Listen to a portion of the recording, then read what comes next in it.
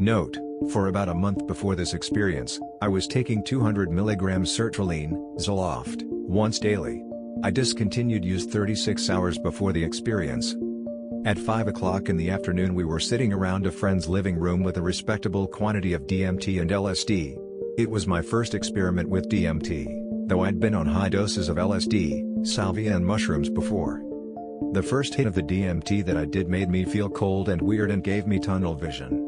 I did a second hit and held it in for some time. I felt myself melting into the couch and my head lolled to the side, the room around me fracturing into twisting pinwheels of rainbow-colored light before my eyelids drooped shut. I panicked a bit at first because the stuff was so strong that I couldn't control my body, but soon enough my ego completely flatlined, taking my worries with it. I didn't know or care who or where I was. Before me was a huge carousel of somberly shaded purple, gray and blue lights. I seemed to hover nearer and further away from it. When I began coming back, the room was swirling in a twisting vortex of multicolored light. Spiritual sensations and ideation were completely absent from the trip. These would come soon enough, though. For some minutes afterward, I felt a euphoric lift. It was now about 6 in the evening and, with both my best friend and myself having smoked a dose of DMT each, we decided to drop the first hit of acid. We each dropped a second hit about 15 minutes afterward. By 8 o'clock the acid began to peak. My trip centered around patterns and perceptual streams, much like the last time I did acid, and I meditated about layers of depersonalized intentions behind perceptions for hours, often losing entire grasp of who I was as the room around me twisted, shivered and swelled into patches of rainbows. I began to feel that the LSD had initiated some sort of auto-deconstructive process in the stream of perceptions constituting my identity. This was somewhat frightening, but also exhilarating as I began to realize what it meant for our whole universe to be reflected in electrochemical interactions between cells, which could then be reconfigured in a way that temporarily altered the fabric of the universe. Pretty standard stuff for LSD use. My trip felt very material, except at times when I would feel strange creeping flows of spiritual energy slither through the room. I managed to write the following at 10:19 that night, while the peak was still going strong and my ego was totally gone. To chronicle the cognitive distortions during an LSD peak requires the utmost concentration and focus.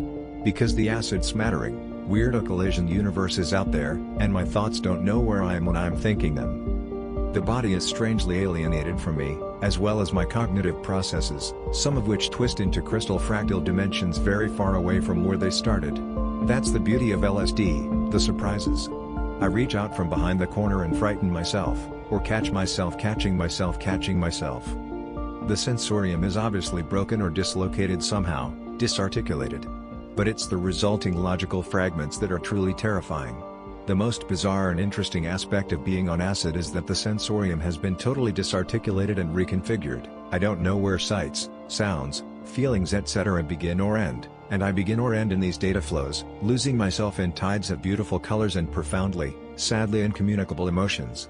Some of the phenomena of my consciousness seem stereotypical and weirdly trite. It allows me to see the tides of media corruption, cartoony weirdness creeping as a constant undercurrent in my thinking. It's that multicolored stew, underlying all perceptions, making them swirl together.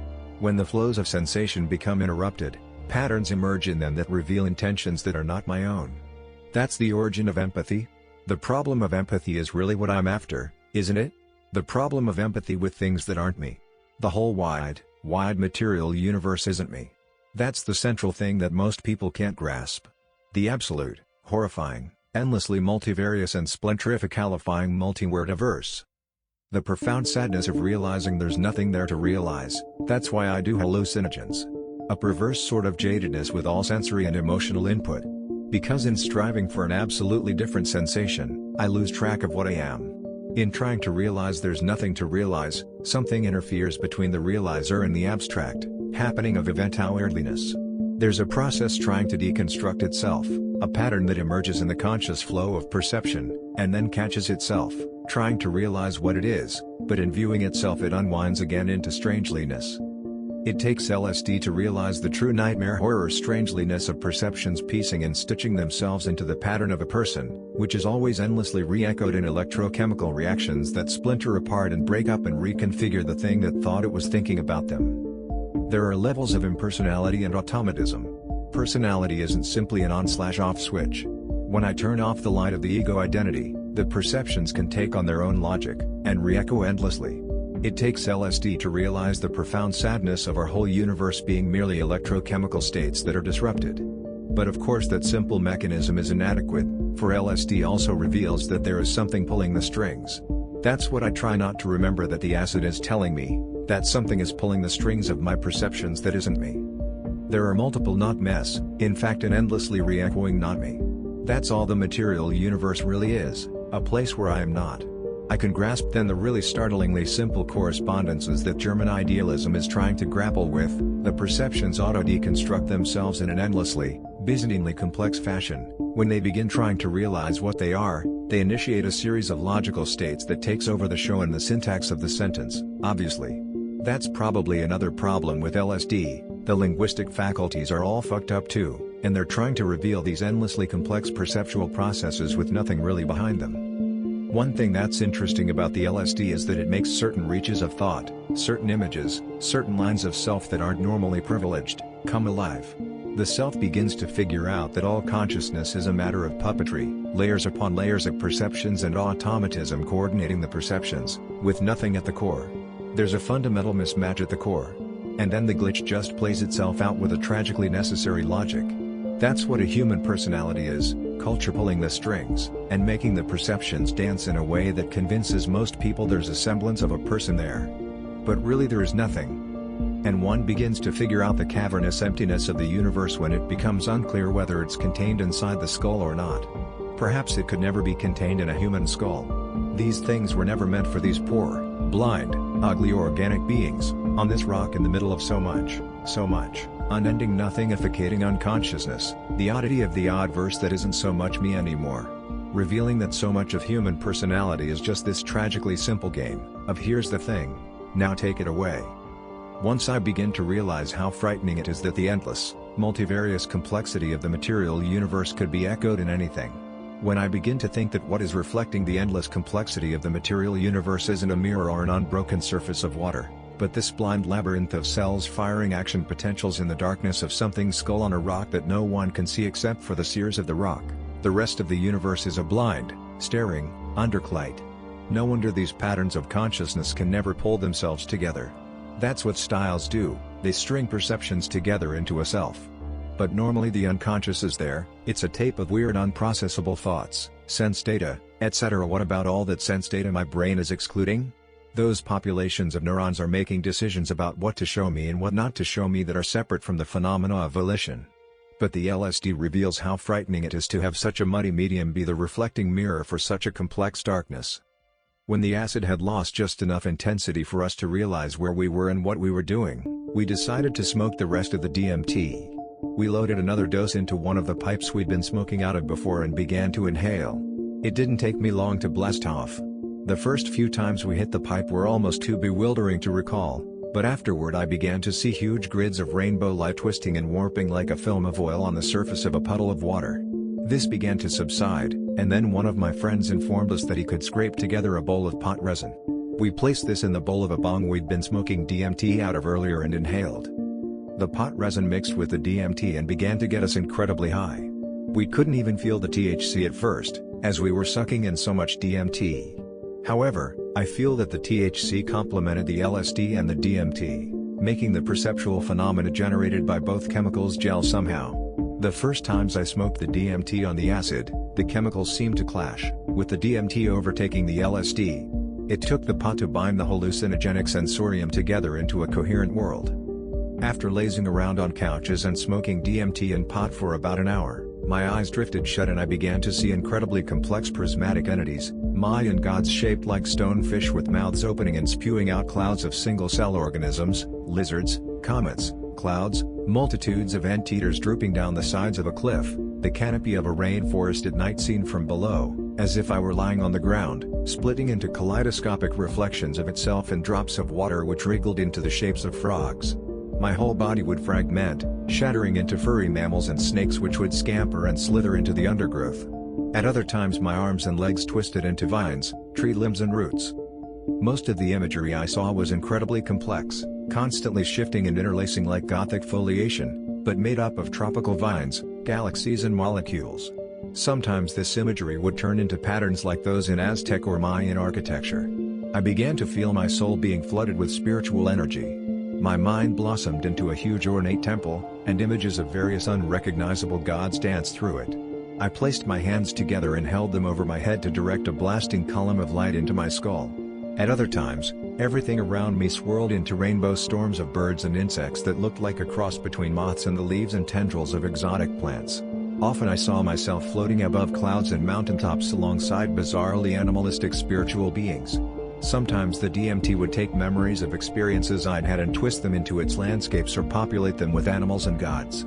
I couldn't open my eyes and kept repeating to my friends that I'd entered a visionary state.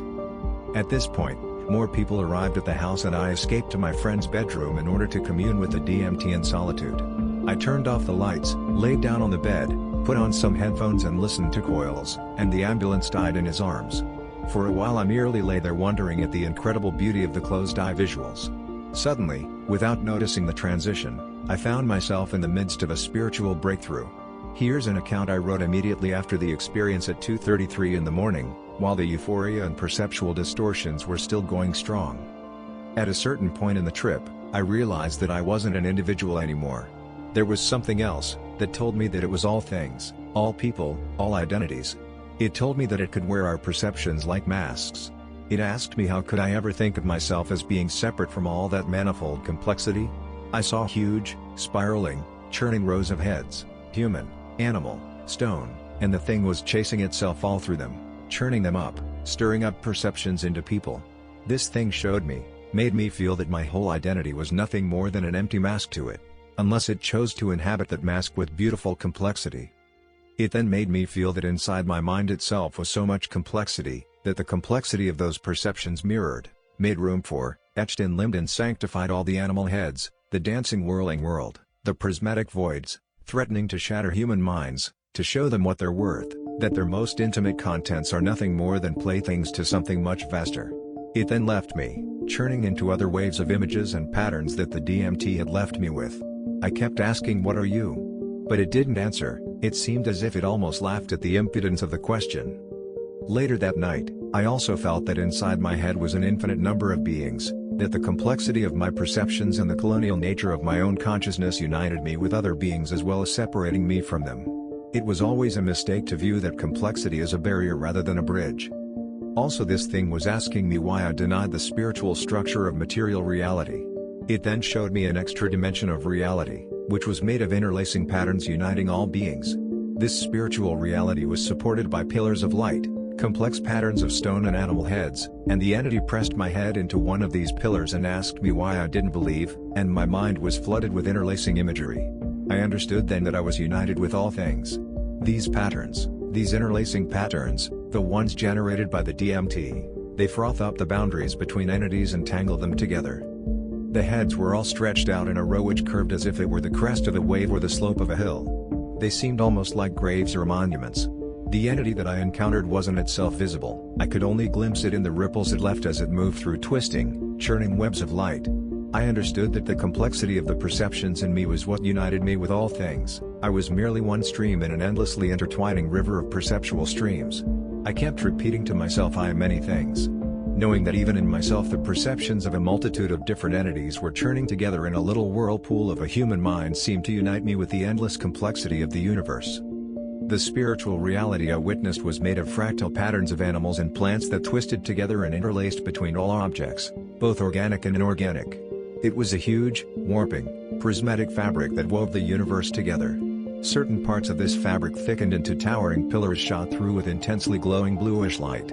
It was one of these pillars that the entity held my head against, and the zigzagging animal patterns that danced across it tangled together and crept into my thoughts, destroying the boundaries between my own identity and the rest of the universe.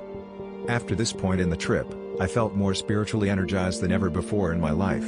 It was only later in the morning that I began to worry I'd seen things that no human being had seen and broken my head for good, always a sign of a great trip. I decided to see if I could sleep it off and surprisingly had very little trouble getting to bed. When I woke up 7 hours later, I was a little foggy and disoriented and I had a bit of a headache, but otherwise I was fine. Within 24 hours of the experience, I no longer noticed any after effects. All in all, This was certainly the most intense experience of my life and perhaps the most beautiful as well.